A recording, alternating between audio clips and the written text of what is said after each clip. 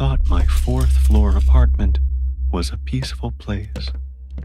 But at 3:33 a.m., I was woken up by a knocking sound from the floor above. My name is Freud, final year student, moved into this apartment because the rent was half the price of other areas.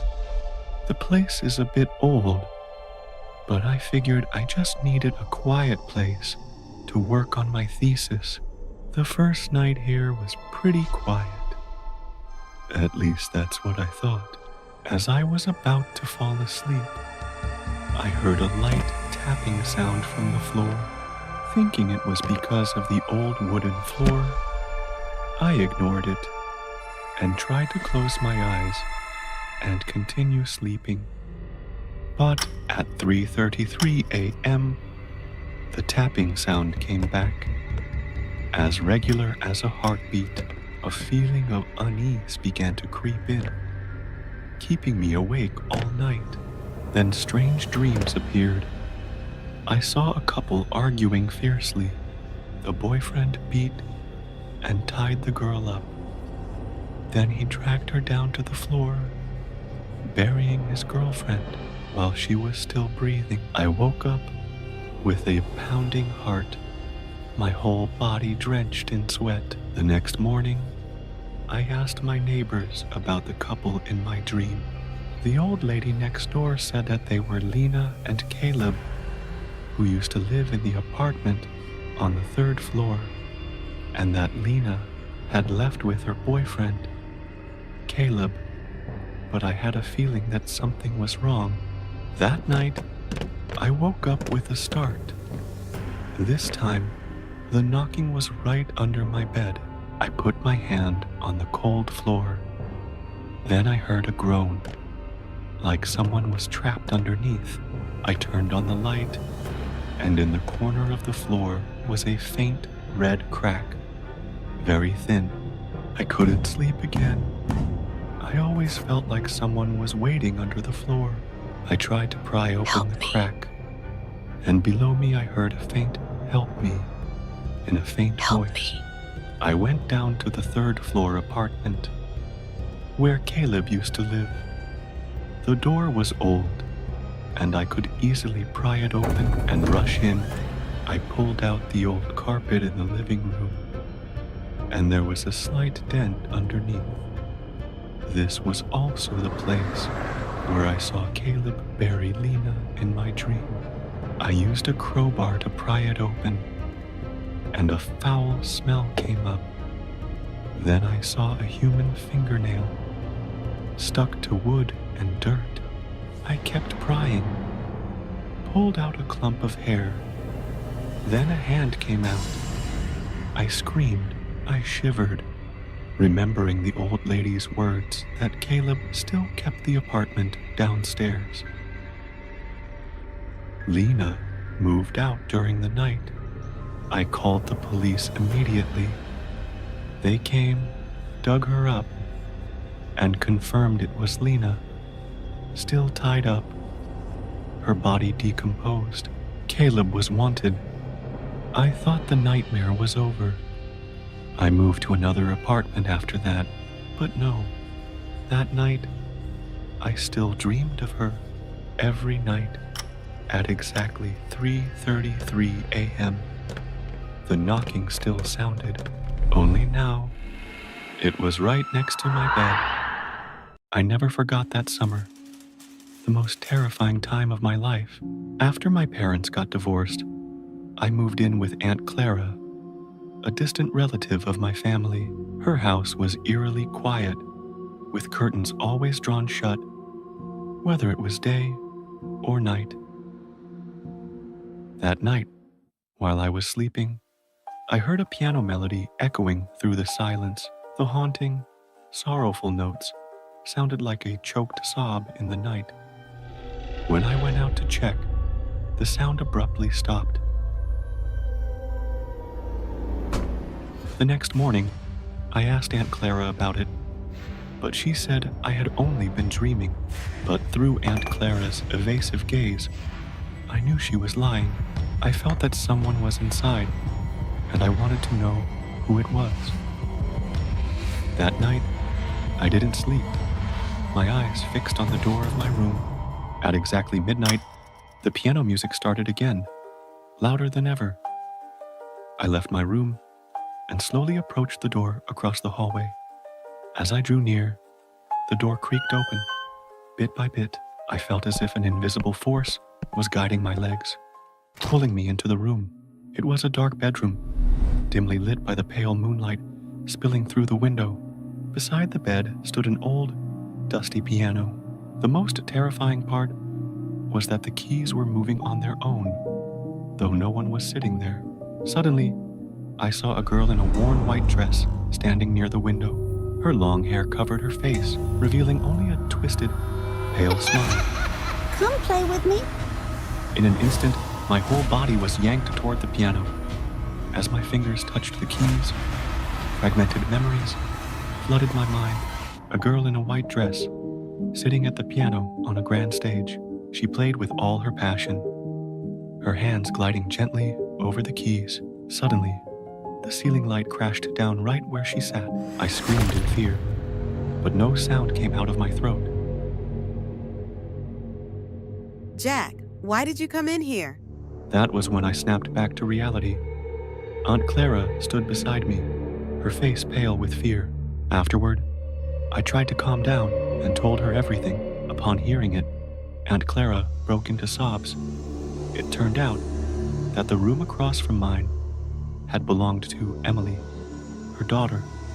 Emily had loved playing the piano, but an accident that year left her unable to play ever again. Unable to accept the truth, Emily took her own life in that very room.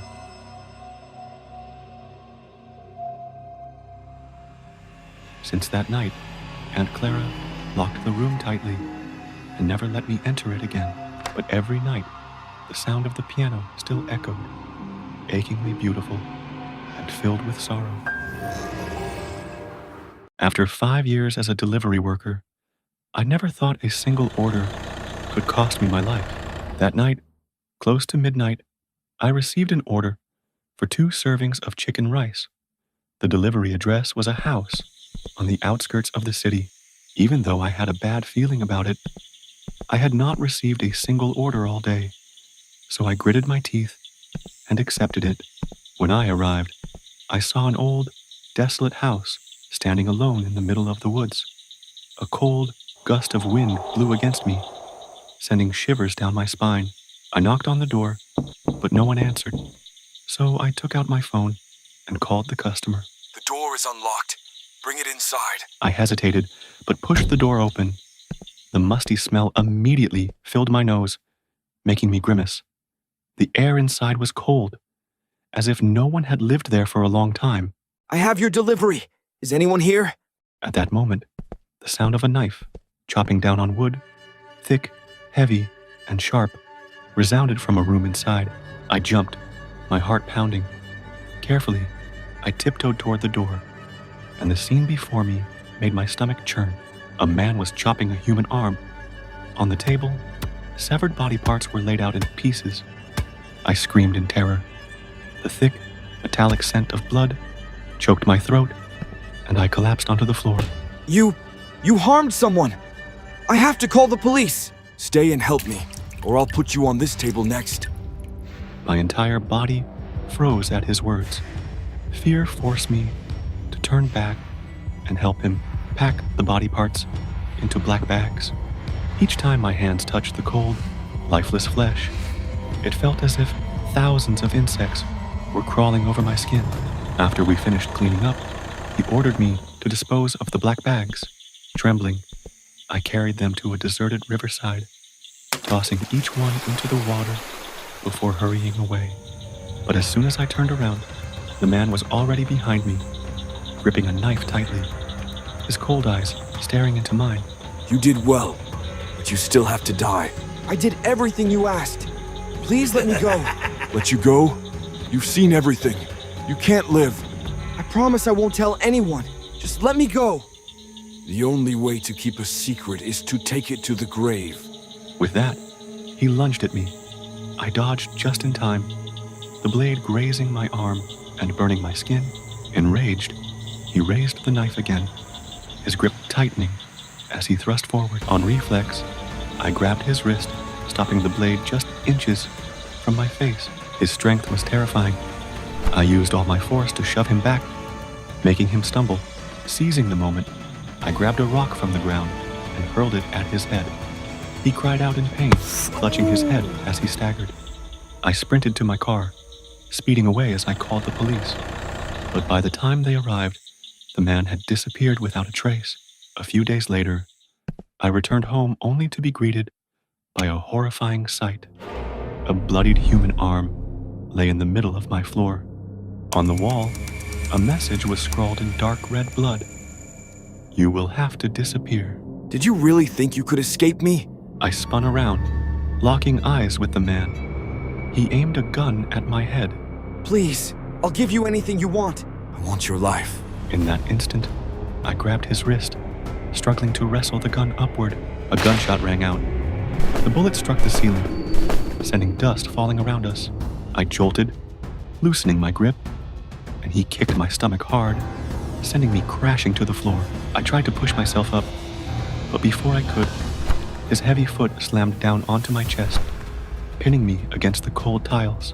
Don't waste your strength. You won't escape. At that moment, my hand brushed against my phone in my pocket.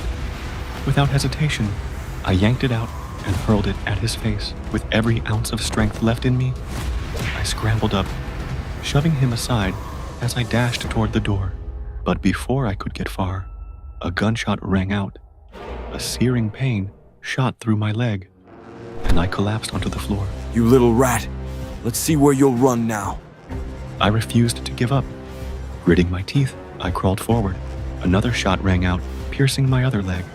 I screamed in agony as my body convulsed and the world blurred. Say goodbye to the world. Suddenly, the door burst open with a loud bang. The man froze, eyes widening in shock. Before he could react, a bullet shot straight into his chest. Dark red blood slowly spread across his shirt.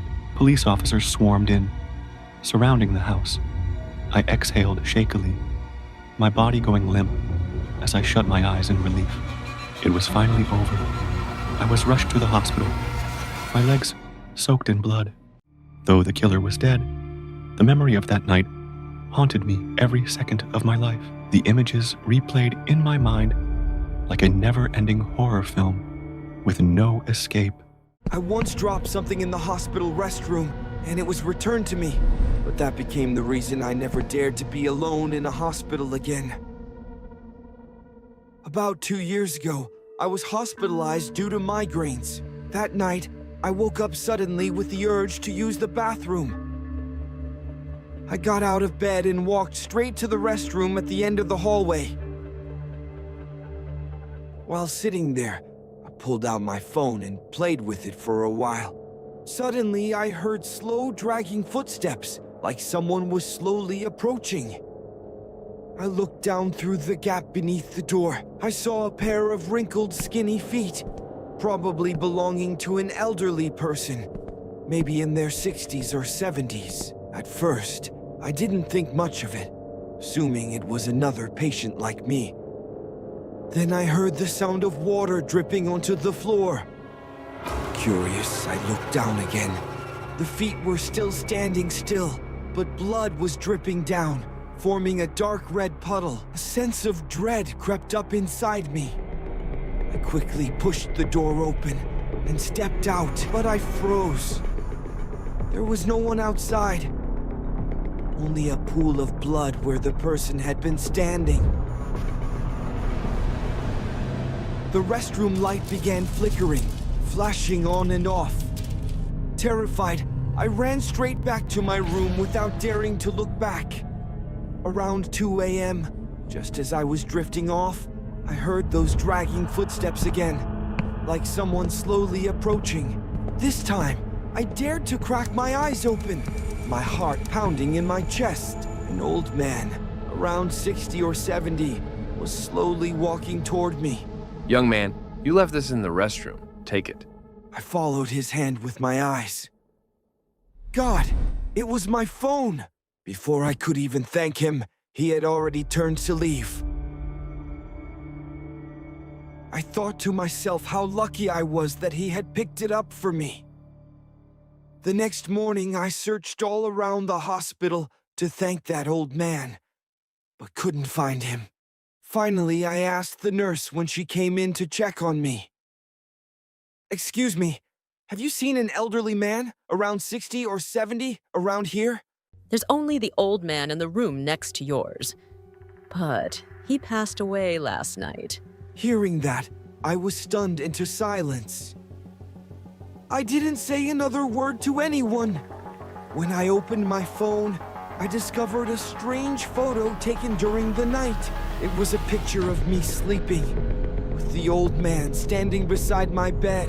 He was staring straight at me with a grin that stretched from ear to ear. Right after that, I called my mom to pick me up immediately. I never wanted to stay in that terrifying place for even another minute.